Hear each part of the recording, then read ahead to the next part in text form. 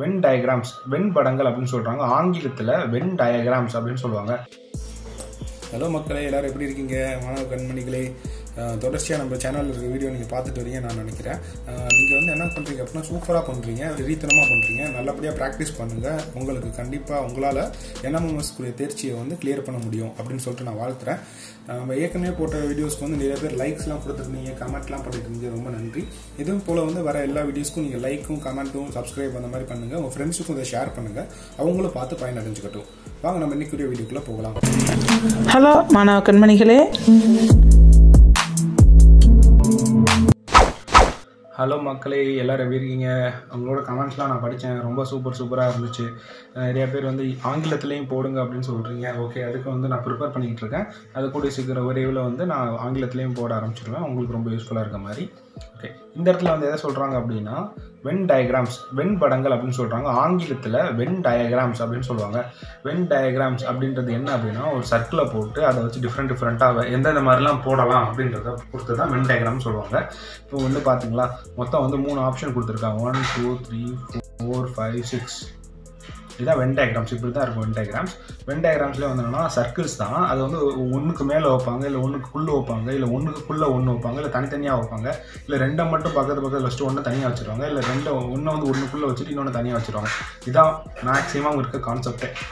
ஓகேவா? இப்போ வந்து என்னென்னா, நம்ம வந்து இதிலேருந்து நம்ம வந்து கொடுத்துருக்கிறத வந்து தேர்ந்தெடுத்து பண்ணணும். தொடர்புடையது எது அப்படின்னு பார்த்துட்டு அதை தேர்ந்தெடுத்து நம்ம பண்ணணும். ஓகே, நம்ம வென் டயக்ராம்ஸ் பற்றி தான் பார்க்க போகிறோம். வென் டயக்ராம்ஸில் வந்து நிறைய ஆப்ஷன்ஸ் இருக்குது. இது வந்து நம்ம ஒரு எக்ஸாம்பிளாக சேர்த்து நம்ம படிக்க நம்மளுக்கு ஈஸியாக புரிஞ்சிடும். இப்போ முதல் பார்க்கலாமா?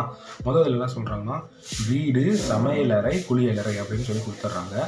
இப்போ வந்து இந்த இது வந்து எதுக்கு தொடர்புடையதாக இருக்குது இந்த டயக்ராமில் அப்படின்னு பார்த்து நம்ம பண்ணணும். இப்போ வீடுன்றது நம்மளுக்கு என்ன தெரியும்னா, ஃபஸ்ட்டு வீடை யோசிச்சுக்கோங்க. வீட்டுக்குள்ளே தான் நம்மளுக்கு சமையலறை இருக்கும், போர்ட்டிக்கோ இருக்கும், ஹால் இருக்கும், பெட்ரூம் இருக்கும், குளியலறை இருக்கும், சமையலறை இருக்கும், எல்லாமே வீட்டுக்குள்ளே தான் இருக்கும்.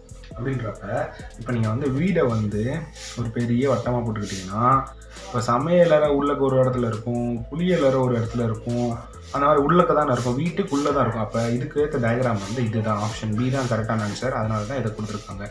அவங்க என்ன விரிவாக்கம் சொல்லியிருக்காங்க பாருங்களேன். வீடு, அதுக்குள்ளே சமையலறை இருக்குது, அதுக்குள்ளே தான் குளியலறை இருக்குது அப்படின்னு சொல்லியிருக்காங்க. ஓகேவா? இப்போ இதுக்கு ஆன்சர் வந்து என்னன்னு பார்த்தீங்கன்னா பி. இந்த பி தான் ஆன்சர். ஓகே, இப்போ அடுத்து இன்னொரு இதை பார்க்கலாம். இப்போ ரயில், மின்சாரம், நிலக்கரி அப்படின்னு சொல்கிறாங்க. ரயில், மின்சாரம், நிலக்கரி. ஓகே, ரயிலுன்றது ட்ரெயின் வந்து எதில் ஓடும்? உங்களுக்கு மின்சாரத்துலேயும் ஓடும், நிலக்கரிலையும் ஓடும். ஏன்னா வந்து எலக்ட்ரிக் ட்ரெயினும் இருக்குது. நம்மளுக்கு வந்து கொஞ்சம் முன்னாடி காலத்துலலாம் நம்மளுக்கு நிலக்கரி ட்ரெயினும் இருக்குது. இப்போயும் கொஞ்சம் இடத்துலலாம் ஓடிக்கிட்டு தான் இருக்குது அதுவும். ஓகேவா? இப்போ இதை வச்சு தான் நம்ம எழுத போகிறோம். ஒன்றுனா ட்ரெயின்ன்றது நடுவில் இருந்துச்சு அப்படின்னா, ஒரு சைடு நம்ம நிலக்கரி யூஸ் பண்ணுவோம், இன்னொரு சைடு நம்ம எலக்ட்ரிசிட்டி மின்சாரத்தை யூஸ் பண்ணுவோம். அதனால எல்லாமே கலவையாக இருக்கிறதுனால இப்படி தான் போட்டிருக்காங்க. ஓகேவா? இதனால இந்த இடத்துல இருக்கு யூஸ் இருக்கும். அடுத்து இன்னொரு எக்ஸாம்பிள் பாருங்களேன். மாதுளை, ஆப்பிள், திராட்சை. மாதுளை, ஆப்பிள், திராட்சை. ஓகே, திராட்சைன்றது ஒரு கனி, ஆப்பிளும் ஒரு கனி தான், மாதுளையும் ஒரு கனி தான்.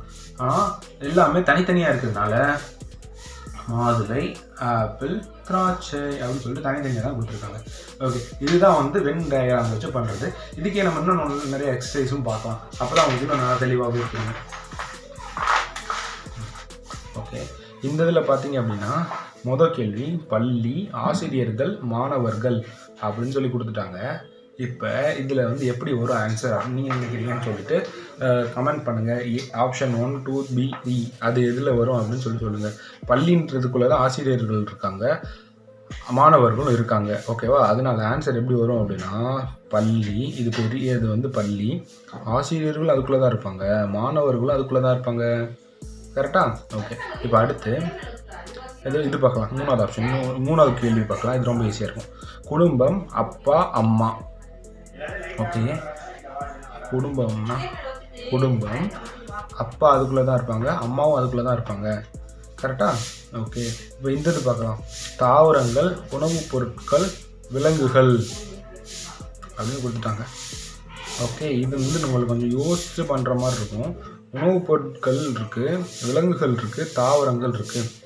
தாவரங்கள், உணவுப் பொருட்கள், விலங்குகள். ஓகே, தாவரங்கள், உணவுப் பொருட்கள், விலங்குகள். ஏன் அப்படின்னா உணவுப் பொருட்கள் தான் நடுவில் இருக்குன்னு வச்சுக்கோங்க. தாவரங்கள் இங்கிட்டு இருக்குது, விலங்குகள் இங்கிட்டு இருக்குது. விலங்குகளில் கொஞ்சம் விலங்குகள் நம்ம வந்து உணவுப் பொருட்களாக எடுத்துக்குவோம், தாவரங்களே நம்ம கொஞ்சம் இதை வந்து உணவுப் பொருட்களாக எடுத்துக்குவோம். அதனால தான் இது இப்படி போட்டிருக்கோம். ஓகே, இப்போ இது உங்களுக்கு இன்னும் தெளிவாக புரியும்.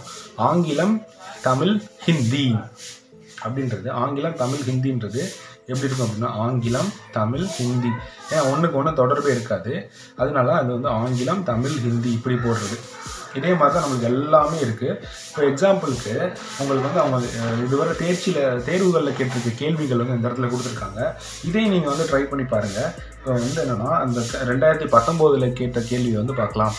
கால்நடைகள், செம்மறியாடு, வெள்ளாடு, இதுக்கு என்ன ஆன்சர் வரும் நீங்கள் நினைக்கிறீங்க அப்படின்னா பெரிய முட்டை, அதான் கால்நடைகள். கால்நடைகள்ன்றது எல்லாமே இதில் வந்துடும்.